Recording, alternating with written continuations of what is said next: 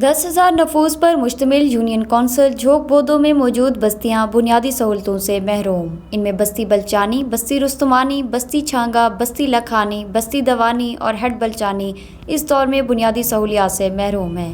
یہاں پر صرف ایک بوائز مڈل اسکول ہے، 2 پرائمری بوائز اسکول اور صرف ایک پرائمری گرلز اسکول ہے، جس کی وجہ سے علاقے کی تمام خواتین زیور علم سے محروم ہیں۔ انہیں آگے تعلیم جاری رکھنے میں مشکلات کا سامنا ہے۔ ریترا سے یہ آبادیاں 15 کلومیٹر فاصلے پر موجود ہیں۔ کوئی لنک روڈ نہیں ہے۔ یہاں اتنی بڑی آبادی کے لیے کوئی ڈسپنسری تک نہیں ہے۔ زیادہ تر مریضوں کی حالت طبی اسپتال تک لے جاتے ہوئے راستے میں مزید خراب ہو جاتی ہے، کیونکہ راستے اتنے خراب ہیں۔ پینے کے صاف پانی کا کوئی نظام نہیں ہے۔ صحت و صفائی کا نظام درہم برہم ہے۔